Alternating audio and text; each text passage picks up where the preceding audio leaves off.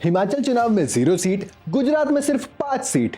इतने बुरे प्रदर्शन के बाद भी अरविंद केजरीवाल बहुत खुश हैं। पर क्यों? मतलब उनके राष्ट्रीय अध्यक्ष से लेकर सीएम कैंडिडेट तक हार गए हैं, पर फिर भी अरविंद केजरीवाल हैं कि देश को संबोधित कर रहे हैं और बोल रहे हैं कि भैया बहुत बढ़िया हुआ। असल में उनकी खुशी का कारण है कि आम आदमी पार्टी अब एक राष्ट्रीय पार्टी बन गई है, ऐसा वो बोल रहे हैं। पर इसमें खुश होने वाली क्या बात है? मतलब ऐसा राष्ट्रीय पार्टी बनने में क्या फायदा है कि इतनी खुशी हो रही है? या फिर मतलब वो सच में बने भी हैं या सिर्फ अरविंद केजरीवाल ही बोल रहे हैं? चलिए आज मैं आपको सब बताता हूं। सबसे पहला फायदा यह है कि जब एक पार्टी नेशनल पार्टी बनती है तो उसे अपना पार्टी हेडक्वार्टर बनाने के लिए सरकारी जमीन मिलती है। दूसरा फायदा यह है कि पार्टी के अध्यक्ष यानी कि राष्ट्रीय अध्यक्ष को दिल्ली में सब्सिडाइज रेट पर सरकारी बंगला मिलता है। तीसरा फायदा यह होता है कि लोकसभा चुनाव में राष्ट्रीय पार्टी को दूरदर्शन और आकाशवाणी पर टेलीकास्ट होने का स्लॉट मिल जाता है। एक नेशनल पार्टी एक सिंबल जैसे कि आपका झाड़ू है, वो उस पर पूरे देश में चुनाव लड़ सकती है। नेशनल पार्टी ज्यादा से ज्यादा अपने 40 स्टार प्रचारक रख सकती है। उनके आने जाने का खर्चा उम्मीदवारों के खातों में से नहीं ले सकते। मतलब इन स्टार प्रचारकों में से कोई भी पार्टी उम्मीदवारों के लिए प्रचार करने जाएगा तो उसका खर्चा उम्मीदवार नहीं देगा। इसका आखिरी फायदा यह है कि मान्यता प्राप्त राज्य या राष्ट्रीय पार्टी का नामांकन दाखिल करने के लिए सिर्फ एक प्रस्तावक की जरूरत होगी। पर क्या आप यानी कि आम आदमी पार्टी सच में एक राष्ट्रीय पार्टी बन गई है? चलिए बताते हैं।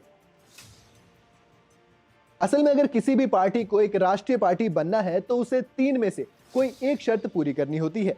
वो 3 शर्तें ये हैं।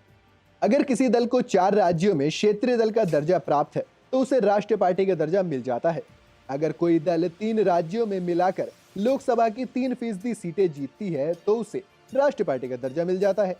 अगर कोई पार्टी 4 लोकसभा सीटों के अलावा लोकसभा चुनाव या विधानसभा चुनाव में 4 राज्यों में 6% वोट हासिल करती है तो भी उसे राष्ट्रीय पार्टी का दर्जा मिल जाता है। अब अगर किसी भी पार्टी को राष्ट्रीय पार्टी बनना है तो उसे इन तीनों में से कोई एक शर्त पूरी करनी होती है। तो अब अगर हम इन शर्तों के बाद आम आदमी पार्टी की तरफ देखें तो वो तीसरी वाली शर्त यानी कि तीसरे क्राइटेरिया में बिल्कुल फिट बैठती है।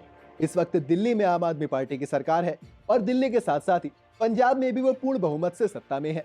इसके साथ ही गोवा में उसके पास 6% से ज्यादा का वोट शेयर है और इसके साथ 2 सीटें भी उसकी गोवा में है। अब लेकिन गुजरात में चुनाव के बाद से आम आदमी पार्टी भी राष्ट्रीय पार्टी बनने का दावा पेश कर रही है, क्योंकि उसे गुजरात में 12.91% वोट शेयर मिला है, यानी कि वो 4 राज्यों में 6% से ज्यादा वोट शेयर के साथ है। इस वक्त देश में टोटल 8 नेशनल पार्टीज मौजूद हैं और आम आदमी पार्टी के बाद वो संख्या 9 हो जाएगी। लेकिन इसमें सबसे दिलचस्प बात यह है कि इन मौजूदा 8 में से 4 पार्टियां ऐसी हैं जो कि तलवार की धार पर हैं, क्योंकि चुनाव आयोग ने उन्हें नोटिस दिया है और उनसे पूछा है कि हम आपको नेशनल पार्टी का दर्जा आखिर क्यों दें। तो ऐसे में अगर वो 4 पार्टी अपना नेशनल स्टेटस खोती है और नई पार्टी आम आदमी पार्टी नेशनल स्टेटस पाती है तो उसकी मजबूती काफी हो जाएगी। आपको क्या लगता है, इससे आम आदमी पार्टी पर क्या फर्क पड़ेगा? हमें कमेंट्स में जरूर बताइएगा।